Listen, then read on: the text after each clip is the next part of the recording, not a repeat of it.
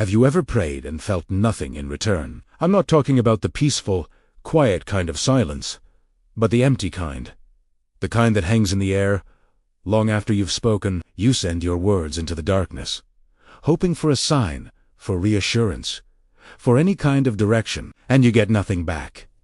Over time, that silence starts to feel personal. It's like the sky isn't just quiet, it's distant, and you begin to wonder if anyone is listening at all. Faith rarely disappears in a sudden explosion. It usually fades away slowly, caught in the space between our expectations and our disappointments. Most people don't stop believing because they're angry.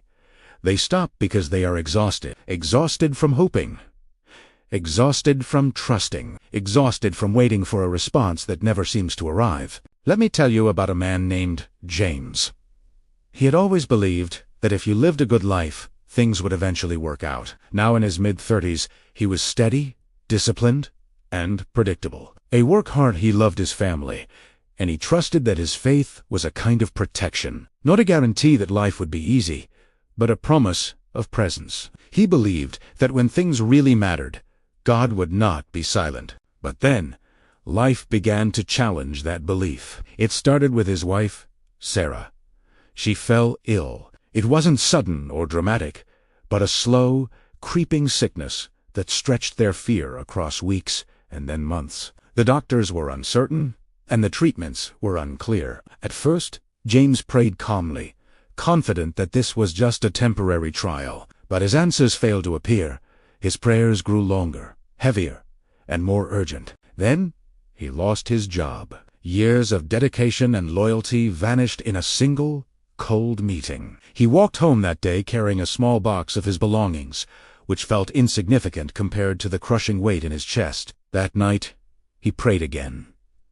This time, his voice was louder, more desperate. He pleaded for a breakthrough, for some kind of help, and then the phone call came.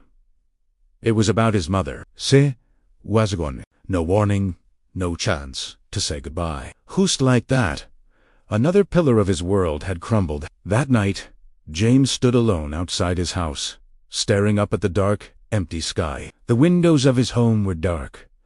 The world felt cold and silent. And for the first time in his life, he didn't know how to pray. The words wouldn't come. So instead, he just spoke honestly into the night. I trusted you, he said, his voice quiet but clear. I waited.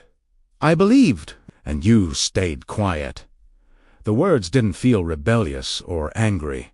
They just felt true. Something shifted in James after that night. His faith didn't shatter, but it loosened its grip. He still believed, but not with the same easy confidence he once had. The certainty was gone, replaced by a profound and heavy doubt. And yet, the next morning, he found himself walking toward the old monastery on the edge of the village. He didn't know why he was going, only that he couldn't carry this weight alone any longer. He found Brother Thomas in the garden, kneeling in the soil, his movements calm and unhurried. James stood there for a moment, then he let it all out. He told the old monk everything: the illness, the job loss, his mother's sudden passing, and most of all, the deafening, unanswered silence from God.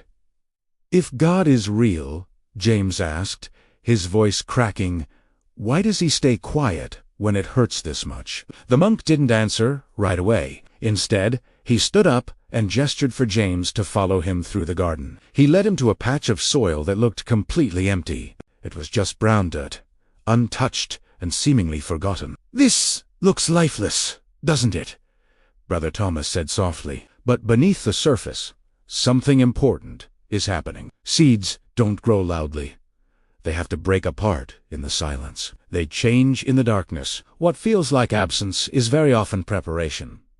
They walked a little further to a spot where tiny green shoots were just beginning to break through the earth. They were fragile, small, and incomplete. This is where most people give up, the monk explained. Not because nothing is happening, but because something is. Growth often feels like failure long before it feels like progress. It's messy and uncertain. Finally, they reached the far end of the garden, where flowers bloomed in a riot of color and life. It was a stunning display of abundance. Same seeds, Brother Thomas said, a gentle smile on his face. same soil, same care. Just different timing. In that moment, standing among the flowers, James started to understand. The silence he had been experiencing wasn't a punishment. The waiting wasn't a rejection. He realized that faith was never about avoiding pain or getting everything you asked for. It was about trusting that pain was not the end of the story. He went home that day carrying both his doubt and a few seeds the monk had given him. Life didn't magically get better overnight. Sarah was still sick, money was still tight, and the future was just as uncertain as before. But James kept showing up. He kept watering the soil in his own garden that still looked empty. He kept praying not for immediate answers or miracles, but for the strength to stay, to endure. And slowly, quietly, things began to shift. It wasn't a sudden flood of blessings. There were no instant solutions, but he found endurance. He didn't know he had. He started to see things with more clarity. Small opportunities appeared. Ones that didn't look impressive at first, but led to something more. Hope began to return, arriving long before the relief did. Then one morning, as he looked out at his garden, he saw it. A tiny patch of green had appeared, where there had only been dirt. And in that small, fragile sign of life, James finally understood what the silence had been teaching him all along. Faith is not believing because you have proof. Faith is staying when you don't.